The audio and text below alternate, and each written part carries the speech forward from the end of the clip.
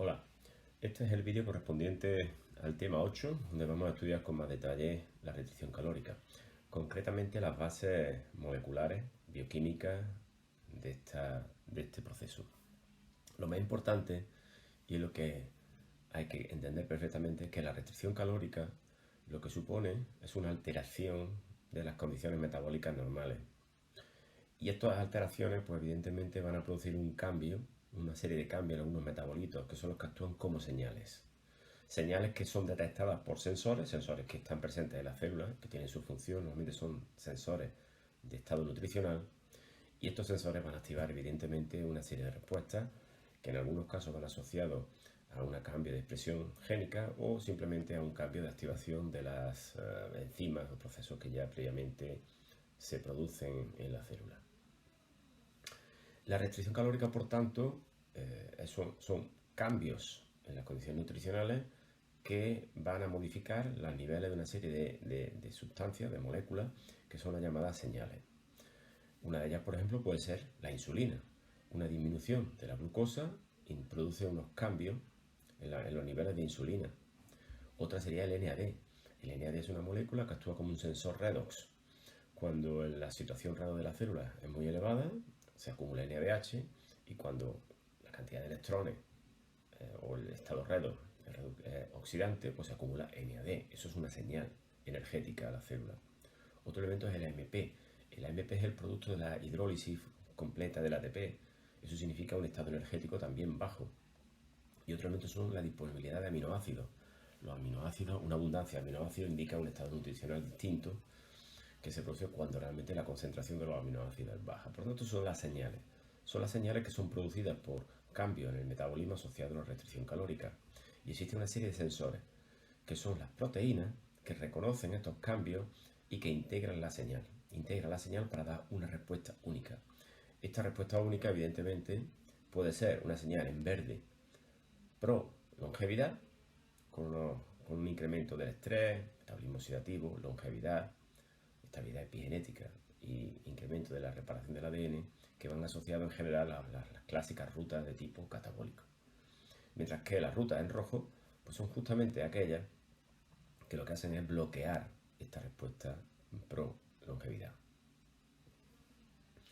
Entre estos elementos, estas rutas, tenemos ya la ya estudiada ruta de la insulina, del insulin growth factor y de la hormona del crecimiento. Es una ruta muy conservada en muchísimos animales, incluso animales y organismos inferiores, que se caracteriza porque en común está equipado con una serie de receptores de tipo tirosina quinasa. Son receptores, digamos, de tipo dimérico, monomérico, pero que se dimerizan cuando se activa. Como segundo mensajero, molécula que transfiere la señal, el inositol trifosfato, PIP3. Un elemento fundamental es que evidentemente se activa una quinasa, en este caso es la AKT, una quinasa interna citosólica AKT, que es la que produce, digamos, la que transmite la señal, y normalmente lo que inducen es una disminución de la expresión de proteínas de resistencia, ya que ya como ya os recordáis, la insulina y el insulin growth factor, hormona de crecimiento, realmente forman parte de una respuesta anabólica que se produce a altas concentraciones, a altas cantidades de energía, de alimentos. Obviamente la restricción calórica va a bloquear esta ruta completamente, ya que se produce la situación contraria. ¿Cómo funciona esta ruta? Bueno, pues ahí tenéis un poco la membrana. En la membrana aparecen estos receptores ante la presencia de la molécula inductora, en este caso un factor de crecimiento. Este factor de crecimiento se une a los receptores que se dimerizan y entonces se fosforilan, se autofosforilan y entonces producen una señal. Esta señal es la conversión de la activación de una quinasa del PI3, del fosfatidinoinositol trifosfato, de inactivo pasa a activo, y entonces esta molécula lo que hace es que convierte el PIP2 en PIP3, el difosfato en trifosfato. Y este sería el segundo mensajero. Este segundo mensajero pues actúa activando AKT, y AKT es el que actúa sobre una serie de genes diana. Evidentemente existe una gran variedad de genes diana que varían de individuo, de organismo a organismo, pero que en general todos ellos lo que van a hacer es que van a activar rutas anabólicas y van a bloquear rutas catabólicas. Entre ellos, uno de ellos es el emetor. El emetor es un integrador del metabolismo asociado siempre a rutas anabólicas. ¿Eso qué significa? Eso significa que generalmente asocia o integra distintos tipos de señales, pero si se produce una señal, es una señal de promoción del anabolismo. Así, por ejemplo, podemos ver cómo en verde están la señalización que activa el emetor: oxígeno, aminoácidos, alto nivel energético, factores de crecimiento, lo activan. Y después tenemos en rojo las señales que lo bloquean, que son fundamentalmente el estrés y la falta de nutrientes. Tenemos rapamicina, pero rapamicina es una molécula que actuaría como un mimético de la restricción calórica, ya que bloquea el emetor. Justamente debajo tenemos las respuestas. ¿Qué respuestas son las que producen? Bueno, pues producen un incremento del metabolismo, un incremento del crecimiento, la producción del ciclo celular y la síntesis de macromoléculas, pero bloquea la autofagia. De hecho, la rapamicina lo que hace justamente es activar la autofagia, es decir, promover rutas de tipo anabólico. Emetor, por tanto, su relación con la restricción calórica es que en condiciones normales la existencia de nutrientes y factores de crecimiento activaría el emetor. El emetor bloquea la autofagia, activa la síntesis de proteínas, y eso en principio es positivo, pero con el tiempo va generando un estrés celular y también la acumulación de daños que al principio se reparan, pero que después, a lo largo de la vida del organismo, ya empiezan a dejar de repararse. Y entonces esta falta de reparación y un mantenimiento de esta ruta de señalización y puede inducir cáncer, neurodegeneración, problemas en la reparación de los tejidos debido a problemas con las células madre, y también otra asociada a problemas inmunológicos y endocrinos, lo que al final concluye con la aparición de enfermedades asociadas al envejecimiento. Entonces, el bloqueo, la inhibición de emetor mediante rapamicina, que es una droga muy específica que proviene de un hongo que proviene de la isla de Pascua, por de ahí el nombre de rapamicina, de Rapa Nui, pues bloquea emetor, pero también la restricción calórica se ha visto que bloquea a emetor. Y esa es la relación que existe entre emetor, el envejecimiento y la restricción. En este caso, emetor es un integrador de tipo anabólico, pero existen otros integradores de tipo catabólico que están bloqueados también por las rutas asociadas a la insulina growth factor y el hormona del crecimiento. En el caso de FOXO, FOXO es un factor de transcripción que se caracteriza porque en condiciones normales se une al ADN y promueve la expresión de genes que están implicados en defensa anti-envejecimiento, genes que están implicados en el bloqueo de la muerte celular, la reparación del ADN, el control del metabolismo, la detoxificación del estrés oxidativo y también la parada del ciclo celular. FOXO, por tanto, es un gen, digamos, pro longevidad o anti-envejecimiento. Entonces, la presencia de estos factores de transcripción, de factores de crecimiento, promueve la aparición de este segundo mensajero, que es la PI3 quinasa o quinasa del fosfatidinóxido trifosfato, y esto hace que se active AKT, y AKT bloquea FOXO. Lo bloquea mediante fosforilación, que se libera del ADN, sale del núcleo, y una vez que está fosforilado, pues es eliminado mediante el protesor. Otro elemento ya de tipo catabólico, pasamos ya a la parte catabólica, al catabolismo, es el asociado justamente a una serie de señales que están basadas en los altos niveles de NAD. El NAD es la forma oxidada del NADH. Una alta concentración de NADH significa una alta cantidad de electrones, y eso significa energía, alta disponibilidad energética. Una concentración, un incremento del NAD es todo lo contrario, baja disponibilidad de energía, baja disponibilidad de electrones. Entonces, ¿cuál es la relación del NAD con las sirtuinas? Las sirtuinas son unas enzimas que tienen una función de acetilasa, es decir, en general lo que eliminan son grupos acetilo de otras proteínas. Cualquier sirtuina pues se caracteriza en general, que hay muchas, en familia, en el humano hay 7, porque presentan un sitio de unión al NAD, es decir, reconocen el NAD como sustrato, porque además es un sustrato de la reacción, no un cofactor, es un sustrato. Además aparecen también moduladores, algunos de ellos muy conocidos, como por ejemplo el resveratrol, este compuesto que aparece en el vino, en el vino también y en las nueces, pues de alguna forma activan a esta sirtuina, de ahí su función mimética de la restricción calórica que tiene esta molécula, y que ya veremos en el tema siguiente. Además, también su función, como he dicho antes, es de acetilasa. Produce la deacetilación de proteínas que contienen grupos acetilo. Grupos acetilo que son modificaciones post-traduccionales que ya conocéis que están implicadas, por ejemplo, en regulación epigenética. Y además también producen como sustrato, como producto, la ADP ribosilado. Pues, ¿de acuerdo? Entonces, por un lado, algunas de ellas pueden deacetilar y otras de ellas lo que hacen es que introducen grupos ADP en otras moléculas. Esas son las funciones generales de la sirtuina. Las funciones de tipo bioquímico molecular. Pero la sirtuina tiene una serie de efectos fisiológicos. Digamos, como de acetilasa o como ADP ribosilasa. Como de acetilasa lo que actúa sobre enzimas del metabolismo. Es decir, activa o bloquea enzimas del metabolismo. Y también actúa sobre histonas. La ADP ribosilación es la segunda función que tiene la sirtuina. También lo hace sobre histonas y también lo hace sobre el ADN. En este caso, por tanto, tiene como dos grandes efectos. Modificación del metabolismo, porque altera la actividad de las enzimas, de algunas enzimas, y también al actuar sobre el ADN y sobre las histonas, lo que produce es un incremento de la integridad del genoma. Cuando las sirtuinas se activan, el genoma se hace mucho más estable y permanece íntegro. Y es más resistente a los cambios y a los daños generados por ejemplo, el estrés oxidativo.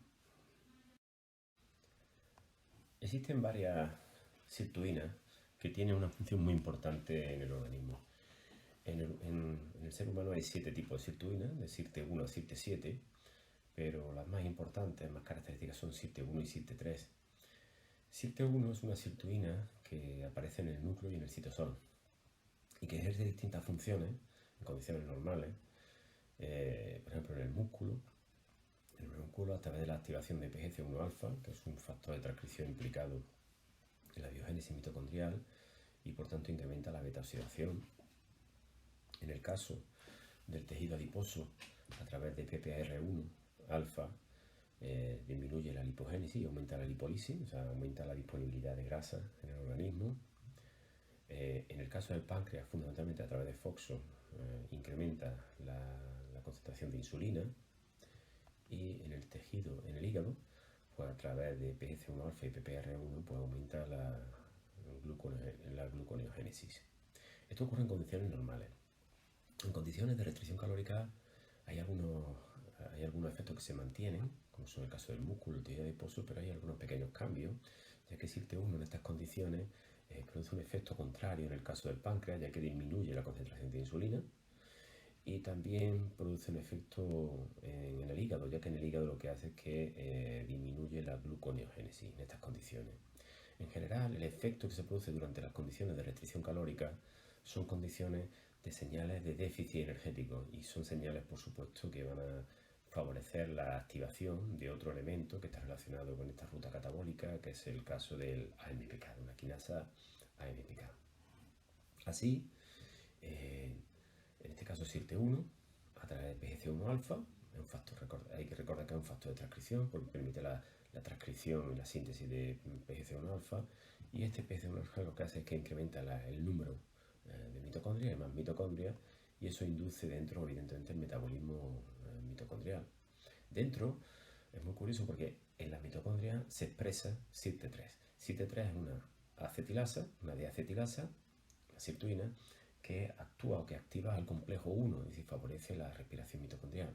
También favorece o activa a distintas enzimas mitocondriales, está en la matriz de la mitocondria, como son GDH, CSP1 y ACCS2. ¿Qué funciones tiene esta enzima? Pues fundamentalmente modifican el metabolismo de otros tipos de fuentes de energía. En el caso de GDH, pues favorece el uso de aminoácidos, la glutamato hidrogenasa, y CSP1 también algunos aminoácidos, y también asociado al ciclo de la urea, y ACCS2 lo que hace es que mejora el metabolismo del acetato. Además, PGC1-alfa favorece la activación de la beta-oxidación.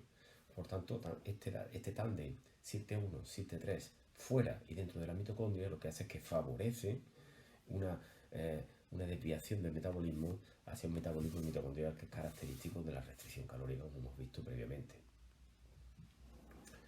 Es muy curioso, ha salido ya bastantes veces a PGC1-alfa. Y es muy curioso porque PGC1-alfa es un factor de transcripción que actúa como un integrador de señales, pero en este caso de señales catabólicas. PGC1-alfa es una proteína que se puede fosforilar, ¿vale? Y que tiene un dominio transactivador, o sea, un factor de transcripción. Entonces es muy interesante puesto que esta proteína, que vemos en color verde, se puede fosforilar, pero también se puede acetilar. De forma que se regula mediante dos vías, fosforilación y acetilación. Y es muy interesante porque aquí es donde radica su función como integrador. Y es que en condiciones de baja disponibilidad energética, los niveles de NAD son muy elevados. Por tanto, se produce la deacetilación. Es decir, se deacetila el PGC1-alfa. Pero a la vez, en estas condiciones de hambre, de falta de energía, también los niveles de AMP son muy elevados y entonces se produce la fosforilación debido a AMPK. Por tanto, la sirtuina elimina el grupo acetilo y AMPK pone un grupo fosfato. Esas condiciones son las condiciones de acetilada y fosforilada, son las condiciones de activación de PGC1-alfa. Entonces tenemos dos señales de hambre, NAD y AMP, que activan a PGC1-alfa y le produce su efecto, que es la transcripción de genes que están implicados en la biogénesis mitocondrial. Aquí aparece, por tanto, SIRT1 y AMPK. Hemos hablado ya bastantes veces de AMPK y hemos hablado de él, y incluso hemos dicho cuál es su función, que es de un sensor energético. Es un sensor energético puesto que detecta niveles bajos de energía y lo detecta fundamentalmente mediante la detección de los niveles elevados de AMP, de adenosín monofosfato, que es el producto final de la hidrólisis del ATP. Altos niveles de AMP significan falta de energía. También se sabe que se activa mediante el ejercicio. Esto es una de las razones por las cuales el ejercicio se asocia a que es un mimético, como veremos en un momento, de la restricción calórica. AMPK es bloqueado en presencia de la glucosa y altos niveles de insulina. Recordad que la glucosa e insulina van por otra vía y AMPK va por la vía catabólica. Pero lo que es curioso es que AMPK es capaz de activar la expresión y localización de la membrana plasmática de GLUT4, que GLUT4 o GLUT4 es un transportador de glucosa. Es decir, cuando AMPK está activo, facilita que el GLUT4 se vaya a la membrana. Y es muy importante porque esta es la forma que tiene la célula de poder captar el mayor nivel de glucosa que hay en la sangre posible. Y es uno de los elementos que hacen que disminuya los niveles de glucosa en la sangre en condiciones de restricción calórica o de ayuno. La translocación de GLUT4 a la membrana. Obviamente, este GLUT4 lo que hace es que se incrementen los niveles de glucosa dentro de la célula. Pero realmente es la forma de captarlo. En el hígado también tiene su efecto y es que AMPK es capaz de bloquear la síntesis de colesterol mediante el bloqueo de la hidroximetilglutaril coenzima deshidrogenasa, enzima clásica que está inhibida por la estatina, y aquí un poco la relación que existe entre la restricción calórica, AMPK, y una alteración a la baja de los niveles de grasa en la sangre. Otro efecto importante de AMPK es el bloqueo de la lipogénesis en el hígado y en el tejido adiposo, debido fundamentalmente al bloqueo de la acetil-CoA-carboxilasa, que como ya sabéis es la enzima de entrada a la síntesis de nuevos lípidos. Y finalmente también activa a la beta-oxidación, fundamentalmente a través de la activación de la trigliceridolipasa del tejido adiposo, la TGL. Entonces, obviamente recibe señales de falta de energía y las convierte en una respuesta que van asociadas a intentar elevar en lo posible la fuente de energía disponible justamente para la mitocondria.